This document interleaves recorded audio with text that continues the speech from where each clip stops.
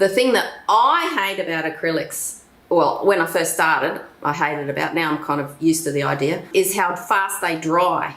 So you don't get time to do blending unless you get just the right amount of paint on the canvas and you work in the right way quickly enough. But once you get the hang of it, it's fantastic because it dries fast enough. You can rip into the next layer of colour going on top, which is fantastic if you're a frenzy painter like me. Like, I just want to go, like, oh, this is fun. I want to just finish this painting and then I want to get on to the next one. So having each layer drying is great. There's people who are oil painters who do layering in oil and they rest their painting for a week at a time or 2 weeks at a time before they go on to the next layer because it has to have all that time to dry. That would drive me insane. I tried doing one painting that way and I gave up halfway through. I just completely lost the passion for the painting because I had to wait too long before I could get the next load of paint on. So I do all my oils a la prima now, all in one shot. This is the thing with acrylics, you can have another go. Welcome to the land of being allowed to have another go at your painting. Fix away. If you want to fix things, fix them. It's in watercolour you mustn't ever be fixing. In acrylics, you can keep on fixing until you get it right. That's so wonderful, isn't it? If you think that the shapes are wrong, you can very easily change it with acrylics. You just put another little layer over the top. Like, first of all, you could use a little bit of white pastel to draw where you think it should be. Here's a bonus tip for everyone today. When you come to do acrylics, if I need to draw over the shapes on a dry painting, I use white pastel. If you use black pastel or dark pastel, it depends on, what the tone is you're drawing over the top of. Sometimes they use darks, but white seems to always show over the top of everything. And it's a very soft pastel too. So if you get the line drawing wrong, it's very soft. It hasn't gouged into the paint, but you can just wipe it off with a damp rag. It comes clean off with a damp rag. So you can play around with what the shape should be first. One of the best things about acrylic paints is how fast they dry, right? And one of the worst things about acrylic paints is how fast they dry. So it's so frustrating when you have just been partway through a painting and you've got a whole pile of paint on your palette and you know that the next time you go back to it, the paints are all going to be dry and you just have to throw them away. So I've got a trick for you. You can go out and buy quite expensive stay wet palettes, but I'm going to show you today how to make your own stay wet palette that will make your acrylic paint stay wet nearly forever. So this is a set of paints. I always label them because I paint in acrylic and oil, so I need to know which one is which. So I've put this is my own homemade stay wet palette, and I've put this in a fridge overnight and I've opened it up this morning, and can you see that the paints are still shiny on top, so they're glistening wet. I'm not sure if you can see in the light just there, but they're still really, really wet. So if I touch any of these, you can see lovely wet paint on the top of them. They haven't even built a skin over the top of the paints. So I'll show you how to make your own stay wet palette. It doesn't take much. The essential ingredient is a plastic box like this that you can close. If you don't have one of these, there's some substitutes that you can use as well. So you can probably put this whole thing together for less than, the cheapest you could probably do is like a couple of dollars, or even less, $1, let's say $1. But this setup here is probably about $5. So this is a fantastic way of having a stay wet palette. You can also use this trick for oils if you want to, but acrylics are such deadly ones because they just dry so fast. So let me show you how to go about making your own stay wet palette. Okay, so let me show you what you need to get started with. So the first thing is one of these boxes. Now I love these boxes. I love them for my paints and they're fantastic for temporary palettes. And I get them from the office supply store or any sort of large stationary chain, you can often get these boxes. They're called document boxes. So this is like letter size or A4, but slightly bigger with a bit of room around the edge. That's a perfect size that you can just put in any old palette. You can just throw your palette in there after you've finished painting, box it up and put it in the fridge, and that will keep the paint for longer than it normally would if you've got it all sealed up and locked away and in a cool fridge. Some people even put it in a freezer. But this way, with a Stay Wet palette, it will last for ages. In a fridge, it might only last a few days. If you're lucky, some colours might last a week for oil. But for this making your own Stay Wet palette, here's what I do. The first thing I do is a couple of sheets of paper towel, and I've worked out that this length here, if I take 1, 2, 3 squares, fold it in half, pop it in, and you might want a couple of layers of this.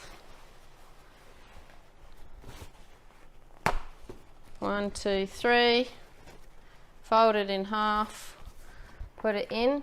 So that might be right. Sometimes I put 3 rounds of that. Then you need a pile of water in there. These are great boxes because they're waterproof. If you can't afford one of these boxes, then what I've used in the past when I was starting out was an old baking tray. So if you've got an oven that had an old baking tray, or you can find it in a second-hand store, a baking tray that nobody loves anymore, and as long as it's waterproof, it doesn't have any holes punched in the outside edges, or a lamington tray. A lamington tray has a bit of depth around the edge of it. That's probably a very Australian thing or a New Zealand thing. So once I put the water in here, just enough to soak up into these towels, this will actually stretch the towels out a bit. So I kind of stretch it out, let it expand out anyway. We're going to keep this wet by putting more water in when we need to, if it ever dries out. But it takes days and days for it to dry out, sometimes weeks. So on top of that, we'll just put a sheet of any old cheap, this is a very cheap disposable paper palette. So I just take a sheet of that one and pop it on top. These disposable palettes have got 2 sides. There's a sort of a papery side and then the glossy side, which is waterproof. It's got a waterproof side to it. And smooth that out so there's no wrinkles. And then you've got a palette that you can squeeze your paints onto. Here's some nice cobalt blue. Now let's use this pretty one here. One of my favorites, turquoise. Put some nice turquoise out here. I've got a special way of laying out my palettes that's the same every time. You can see that in another Ninja art tip. So once you put the paint on there, this sheet of paper forms a barrier so that the moisture doesn't come up through the paper, but it just kind of permeates. It doesn't wet the paint and soak it, so you don't end up with a big spread of paint, but it's just damp enough, and maybe the moisture around the edges as well keeps the box nice and damp, but it feels cool to touch, but it's dry, this surface. So you need to have a surface there that's going to be waterproof, but allow the moisture to just kind of almost vapor through. So an alternative, if you don't have a disposable paper palette pad, then if you don't have one of those, simple old kitchen baking paper will work just as well. This is what I used to use with my old baking tray when I first started out painting. This is really good because the moisture just kind of permeates, but it doesn't soak up through and then soak into your paint. So just what you need for this surface layer here. So once you've smoothed that out, you can just lay all your paints around there. And if you were to keep this in the fridge for days or weeks, you would still be able to open it up and see that you've got wet acrylic paints. So that's how you build your own Stay Wet palette. There's 2 more tricks I want to tell you about. The first thing I noticed when I started doing this was my paints would last for weeks and sometimes months. So sometimes what would happen is while the paints and all of this water is sitting in the fridge, you can end up getting this kind of smell that's the beginning of mildew. So little spores get in there, and eventually if you leave it there for months and months on end, then sometimes after weeks or months you get a bit of a sort of a stink coming out of this tub, because you know the water's gone really stale in the fridge, and the moisture sitting in there for so long starts to grow greeblies, and sometimes you can get greeblies growing on the paint. So to avoid that, I've worked out this really simple trick. In my studio I have all these little bottles of deadly liquids. I always label them. This is just pure bleach. In Australia we call it White King, and I've just poured a little bit into an empty medicine bottle with a dropper on it and labeled it. Make sure you label all of these jars that have got toxic stuff in them. Keep them away from kids, hide them away in the upper cupboards, keep them away from pets, but make sure you label each of them with exactly what's in it. It's too easy to mistake this for a little bottle of water. It's clear liquid. So what I do to prevent the stink and the mildew growing is I'll put in 3 drops. This is what I worked out. The premium is 3 drops of bleach into the underside of the paper towels. So you don't want to put it on the top. You don't want any bleach to come through and affect the color of your paint. So this is what I do. I'll show you. I've got the dropper filled with bleach here. So I lift this up and I put 1, 2, 3 drops, rough enough, doesn't have to be exactly 3 drops there. Now just in case there's any drips coming out, I'll just pop it over there. So just having 3 drops of bleach sitting in underneath there, I've found stops any smell from ever happening in my Stay Wet palette. So that's a really important ingredient to add. Actually, I've got a third tip for you as well. So the second tip, first tip is add 3 drops of bleach in underneath everything.